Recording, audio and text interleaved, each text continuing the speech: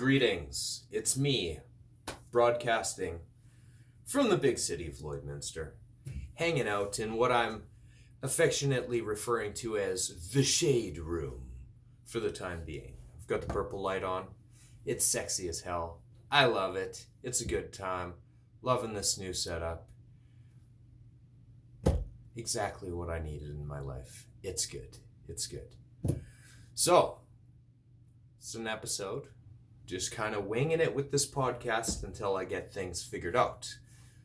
Was going to talk on a few things. I had a guy named Anthony on one of my lives that I was doing the other night. I couldn't sleep. It was 2 a.m., 3 a.m. I was live on Facebook.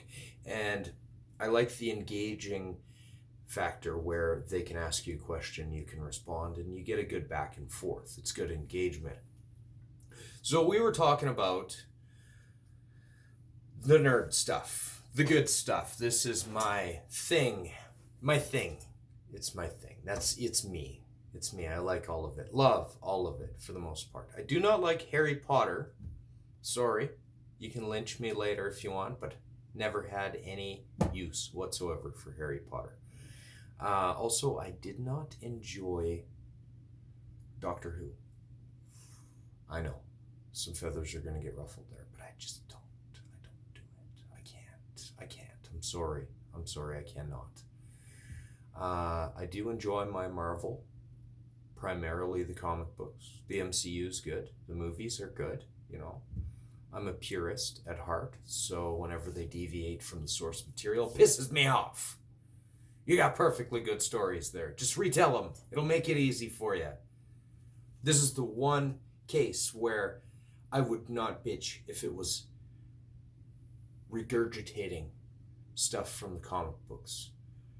Originality, yes, I appreciate it. When you have perfectly good source material, perfectly good, like 60 years worth of Marvel comics, Stan Lee, just take what's there. It's fucking perfect or close to. Just do that. It's fine. People might complain that they've seen it before, blah, blah, blah. It's no, it's fine. It's perfectly fine. I would be cool with that. I'm always about the source material. DC Comics, same thing. Beautiful source material. They butchered the movies. If you have a chance to check out any of the DC animated films, the DCEU, the animated universe of DC Comics, pretty much takes the stories from the comic books, faithfully adapts it onto the screen, and it looks fucking beautiful. It's amazing. Check it out. There's a few of them. I watched The Killing Joke a while ago again. It was great. They have some really, really, really good stuff. If you're unfamiliar with DC and want to kind of throw yourself into it, don't go into the movies. The live action movies, go for animated. That's the way to do it. Batman animated series from the 90s, Superman the animated series from the 90s. Fucking fantastic. They did an amazing job. Marvel, on the other hand, very, very good at their live action films when it's the MCU. Don't get me started on that. But then they are lacking in the animated department, which is unfortunate. But it is a real thing that happened, unfortunately. So, source material. Adapting source material from miscellaneous nerd stuff. The good stuff. I am a child of the 80s. I am old, but I'm still handsome. So, it's okay. I am a child of the 80s. I enjoy a lot of the properties from the 1980s. They give me a feeling of nostalgia. Love it all. Myself, as a child, Thundercats was a big thing for me. Some of you out there, you younger viewers, won't even know what the fuck a Thundercat is. Those cartoons didn't age well. I always had a good feeling about them, and I remembered them fondly. They did not age as well as I thought. So that's unfortunate. One that did age very, very, very gracefully and is still an exciting watch today. I have the entire series on DVD and Blu-ray. Transformers. And that's what I was starting this video to talk to you on. One of my 80s properties, number one 1980s property, Transformers, the original series, G1, as some of the nerds call it. It was pretty good. They went for a few seasons with it. They switched it up a little bit, had an animated movie, then they really switched it up a lot. And I think that's where they lost most of their following, was when they did the big shakeup. For those of you who watched the animated series, the first couple seasons were a core team, the core team. Anytime it's been adapted for comic books, movies, etc., they generally use the core team from the original Transformers from the first couple seasons. Optimus Prime, Dinobots, Wheeljack, Ratchet, all those guys. You saw them in the Michael Bay movies. Fantastic. Unfortunately, they killed them all off in Transformers the movie, the animated film, which was fucking masterpiece in my opinion. I still watch it once a month. I'll put it on and I will watch it. Absolutely love it. Even though they killed off all the main characters and replaced them. But it's changes. They'll shake it up. All those old 80s shows did that. The kids' animated shows. Thundercats did the same damn thing. They didn't kill everybody off, but they added in characters, changed the format and all that stuff to try and freshen it up. They start losing followers, and then they kind of shake it up a little bit. Unfortunately, sometimes it was shook up too much and ruined the whole damn batch. So that's that. But yeah, Transformers, fantastic property from the 80s. I grew up collecting the toys. The characters were amazing. Optimus Prime is still one of the most recognizable characters in anything, because that whole idea was unique. I really liked the unique idea with it, and they really fleshed out the characters with the cartoon. Now, what I was getting to, there was this guy named Michael Bay. He made these things. They called them Transformers movies, but they were actually a fucking abomination. The first one, it was a hard pill to swallow, but I took that one. I dealt with it. I took it. Thought they were going to improve it as it went along. Instead, it took a very sharp decline downhill. Yeah, it was pretty fucking bad.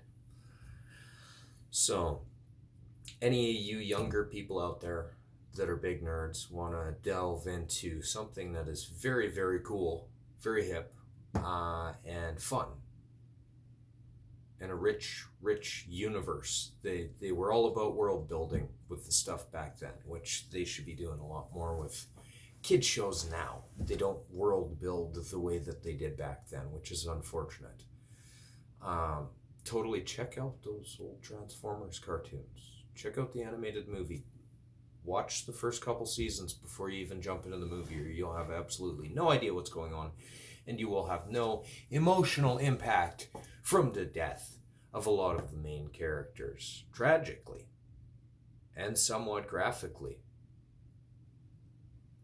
It was pretty groundbreaking, I guess. Groundbreaking.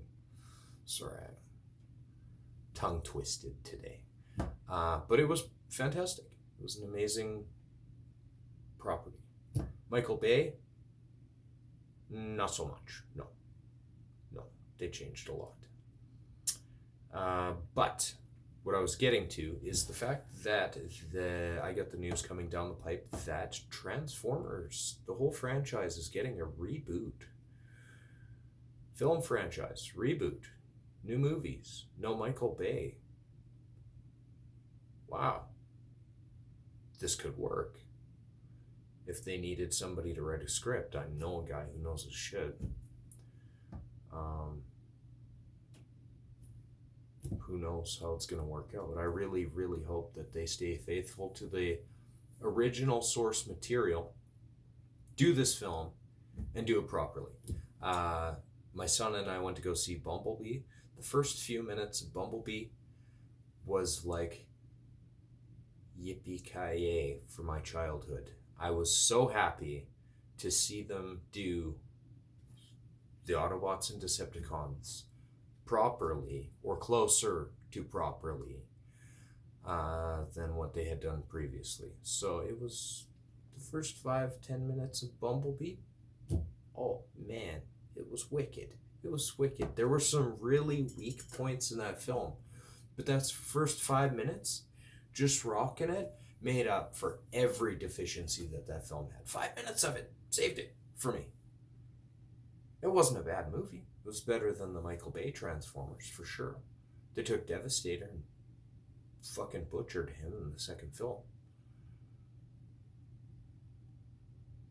I still wake up screaming at night, terrified, because of having to witness that, the butchering of one of my favorite things of my childhood. But I digress. There is hope. So here's hoping. I will be doing a few videos focusing on a few of these franchises that I hold near and dear. Transformers, obviously, one of my favorites, always will be. As many times as they reboot it and try to screw it up and keep butchering it, I've got the original stuff. I've got the old Marvel Comics series complete, by the way, that I can go back to. The pure stuff. I am a little bit of a purist when it comes to franchises.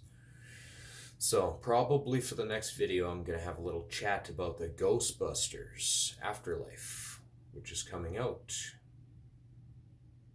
And I'm pretty excited about it. A lot of people are apprehensive. I am cautiously optimistic. Pretty happy, to be honest with you. So much excitement for that. But anyway, I'm going to conclude this video. Thought I'd do a short 10-minute video, but I'm at 12 minutes and 36 seconds, so I guess I should wrap it up. But my summation of what I was trying to get at here with this video, I do kind of go off on the crazy train with what I'm talking about. Check out Transformers original cartoon series. Doesn't matter your age. If you got kids, sit down and watch it with them. It's fantastic. It is, it's not inappropriate to watch with your children. It's great. Animated movie, check that out. And then if you feel like watching the Michael Bay Transformers movies for reference, go ahead, be my guest. I am promising you that you're probably not going to enjoy them. They're full of a bunch of extra crap that they padded it with.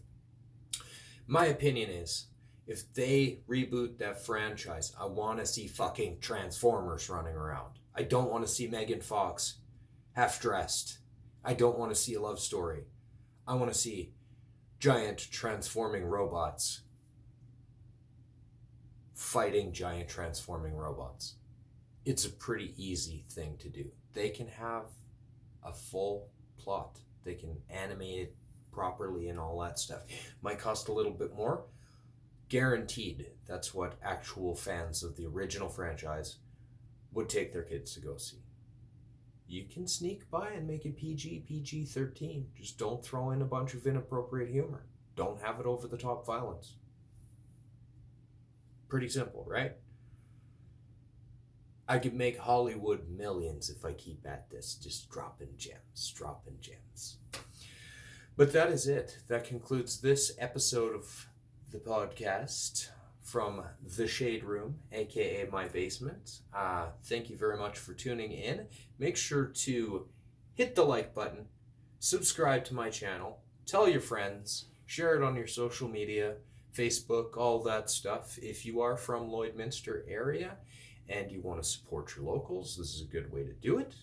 I won't always be talking about nerd stuff. I am a musical encyclopedia as well from my DJing career here that I've done and music that I have made. So I will be touching on a bunch of other stuff that isn't just nerd stuff, but it's what I love and what makes me smile. So I might as well share it with you. Just sharing the positivity, sharing the love, good times. Thanks for watching, and I'll see you next time. Enjoy.